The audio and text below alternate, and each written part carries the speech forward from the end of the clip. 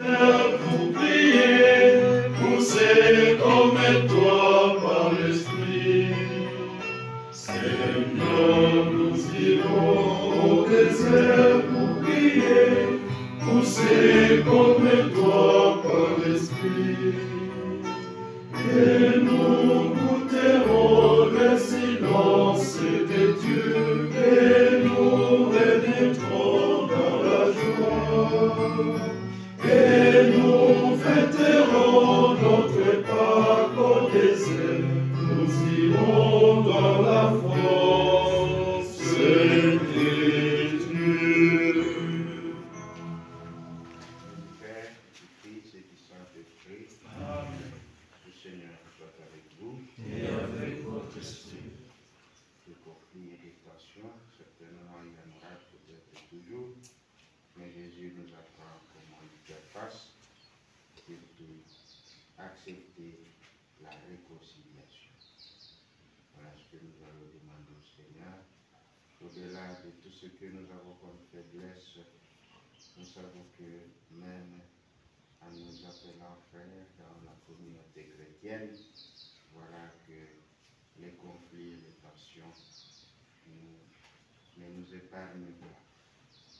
Voilà, nous allons nous reconnaître ceux qui ont besoin de réconciliation parce qu'ils assument ce qui est arrivé.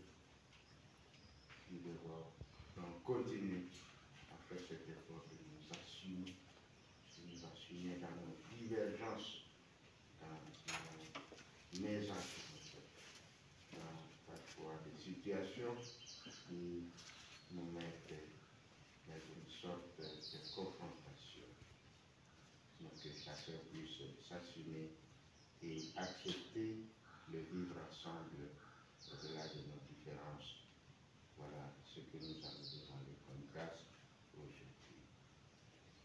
Seigneur, prends pitié. Seigneur, prends pitié. Ô Christ, prends pitié. Ô Christ, prends pitié. Seigneur, prends pitié. Seigneur, prends pitié. Que Dieu Tout-Puissant nous fasse miséricorde, que nous pardonne nos péchés et nous conduise à la vie éternelle. Amen. Accorde à tes fidèles, Seigneur, nous t'en prions, de s'appliquer comme il convient à la préparation de Pâques. Que la pénitence imposée chaque année à notre corps porte en nous tous du fruit pour nos âmes. Par Jésus-Christ, ton Fils, notre Seigneur, qui vit et règne avec toi dans l'unité du Saint-Esprit, Dieu, pour les siècles des siècles. Amen. Première lecture. Dieu propose la vie aux pécheurs s'ils pratiquent la justice. Lecture du livre d'Ézéchiel, du 18e chapitre, du 21e au 38e verset. Ainsi parle le Seigneur. Nous rendons grâce à Dieu. Seigneur et la grâce, la pleine délivrance, la pleine délivrance. Sauvez du Seigneur et la grâce, la pleine délivrance, la pleine délivrance.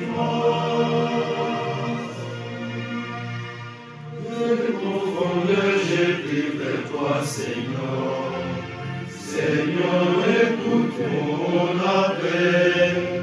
Que ton nom reste face attentive au cri de ma prière.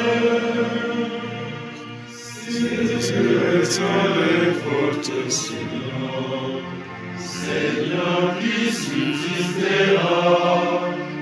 Et près de toi se trouve le pardon, pour que l'on t'éclaire. Auprès du Seigneur et la grâce, la pleine délivrance, la pleine délivrance. Oh, le Seigneur et la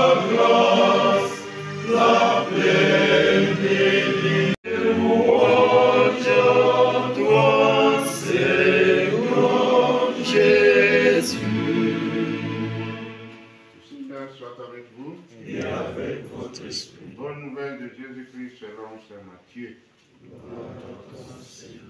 Comme les disciples s'étaient rassemblés autour de Jésus sur la montagne, il leur disait: je vous le déclare, si votre justice ne surpasse pas celle des scribes et des pharisiens, vous n'entrerez pas dans le royaume des cieux. Vous avez appris qu'il a été dit aux anciens: tu ne commettras pas de meurtre. Et si quelqu'un commet un meurtre, il en répondra au tribunal. Eh bien moi, je vous dis, tout homme qui se met en colère contre son frère en répondra au tribunal. Si quelqu'un insulte son frère, il en répondra au grand conseil. Si quelqu'un maudit son frère, il sera passible de la géhenne de feu. Donc, lorsque tu vas présenter ton offrande sur l'autel, si là tu te souviens que ton frère a quelque chose contre toi, laisse ton offrande là devant l'autel, va d'abord te réconcilier avec ton frère, et ensuite viens présenter ton offrande. Accorde-toi vite avec ton adversaire pendant que tu es en chemin avec lui, pour éviter que ton adversaire ne te livre au juge, le juge au garde, et qu'on ne te jette en prison. Amen, je te le dis, tu n'en sortiras pas avant d'avoir payé jusqu'au dernier sou. Acclamons la parole de Dieu.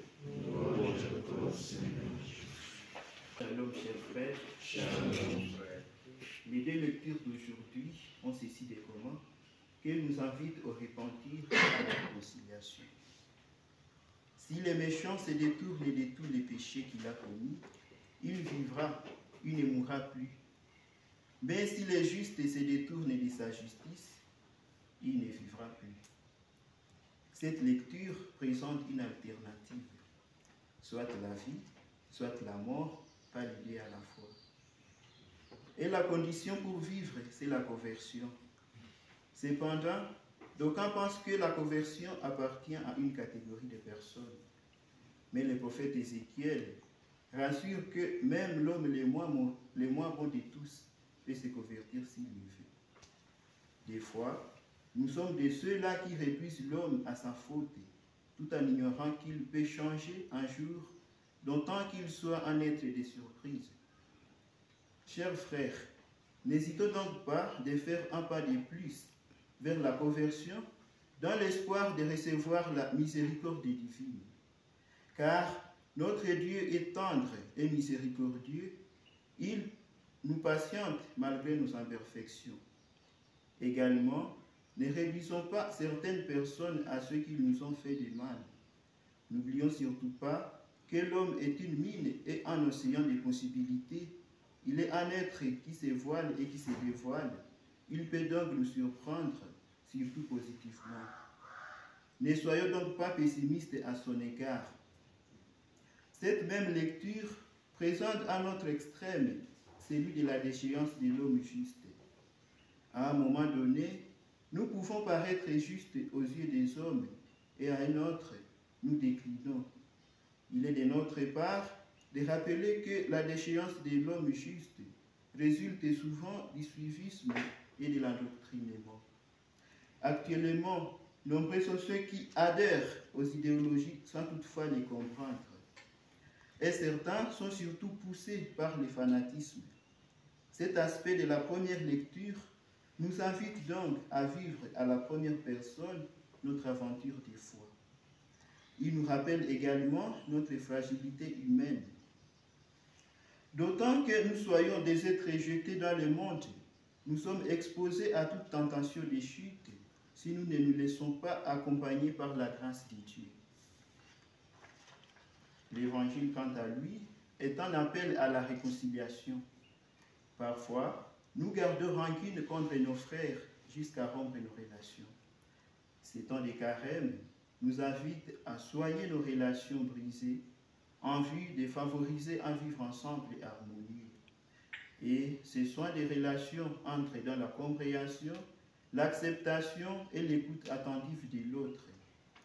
Sous ces mêmes angles d'idées, Le philosophe Martin Heidegger soutient la thèse selon laquelle nous sommes des êtres au monde avec autrui.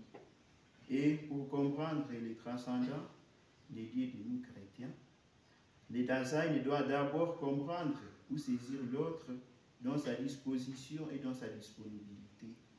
C'est cela même le sens d'aller d'abord se réconcilier avec son frère avant de présenter son offrande à l'autel. En ces temps de carême, demandons la grâce de la conversion et de la réconciliation. Shalom.